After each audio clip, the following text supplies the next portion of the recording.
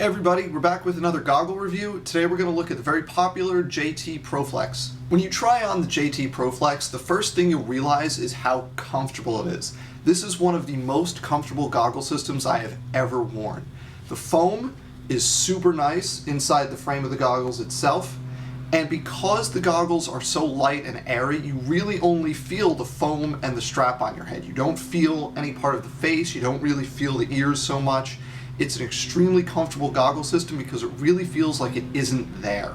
One major contributing factor to the comfort is the breathability. Unlike most masks, where when you exhale heavily you might feel the hot air on your face, this mask is so breathable you don't really notice the bottoms are there. You can see it's full of vents on the front and all the way up the sides of the bottoms of the mask. So even when you're breathing very heavily, you don't really notice that this mask is even there because it doesn't inhibit airflow really at all. It's also incredibly light, so you don't feel this big weight on your face. Really just feels like you're wearing a pair of goggles with a strap and not much else. The ears also have a fairly high degree of venting to them. You can see around here on the lower part of the ear, but on the inside where the strap covers, there are actually large holes because the strap is covering it, so you don't need that part of your ear to be protected, right? Any paint is going to hit the strap itself. So you have these large holes right here, and those actually make the hearing very nice. Unlike some goggles that will kind of muddle the incoming sounds, these goggles don't really do that, and that's a nice thing as well. Another nice feature that has contributed to the popularity of the JT line of goggles is the interchangeability of all of the parts. The frames, the lenses themselves, the bottoms of the goggles, the ears, and of course the straps can all be changed in and out. So if you have a part that you don't like, you can simply throw a different part on there. If you don't like the ProFlex bottoms, you can throw the Spectra Pro Shield, the rigid bottoms on there. You can put hard ears or soft ears on any of these different goggles. And of course there's a roaring trade in the various JT straps. So customizability is very high with this type of mask. Of course, one of the most important factors in a goggle system is coverage. How well do these protect your face? So let me show you. You can see that the level of front coverage is actually quite good on these goggles. The front comes down rather low. When my mouth is closed, it actually is well below my chin. Okay, so I can touch the bottoms of the goggles without touching my chin. You'll also notice that this is a fairly wide profile here on the sides. This sticks out pretty wide. There are other goggle systems that will give you comparable coverage in a much tighter package, so keep that in mind if it's important to you.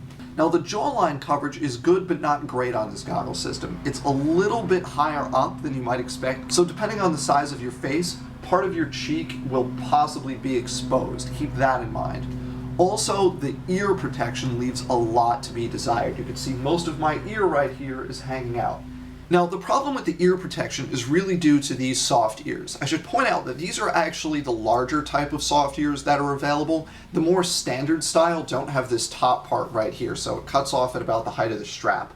But in both cases, the profile on the bottom is the same, and that leaves much of your ear and kind of your jawbone here exposed.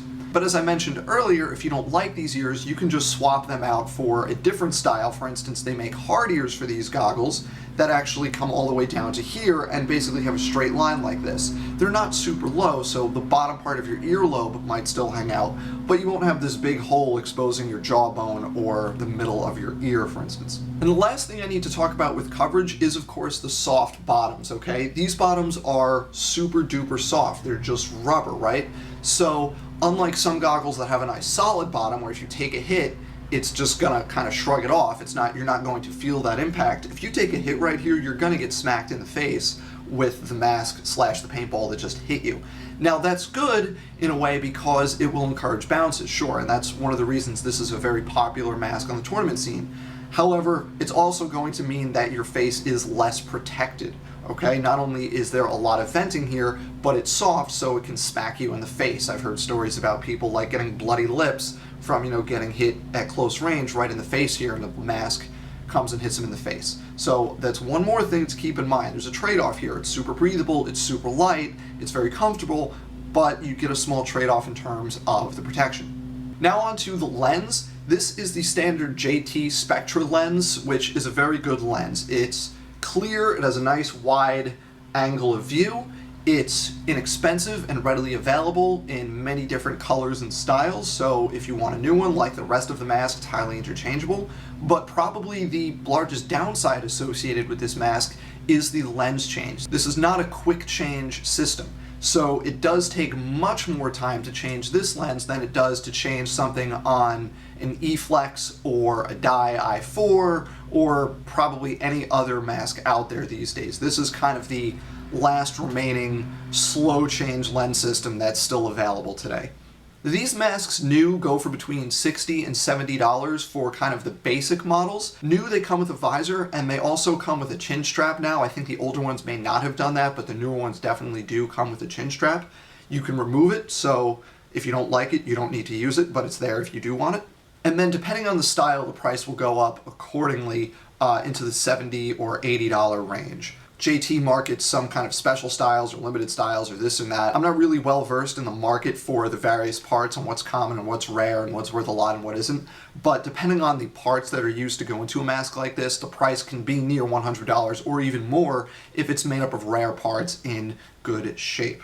So overall, the JT ProFlex is one of the more popular goggles out there for good reason. It's extremely comfortable, light, and breathable, and very affordable. There are tons of different parts available for it, so you can set it up however you like. And while there is a slight trade-off in terms of protection, and it's a slow lens change, a lot of people see those as acceptable downsides to a mask with so much upside. Those are my thoughts on the JT ProFlex goggle system. Thanks for watching. See you next time.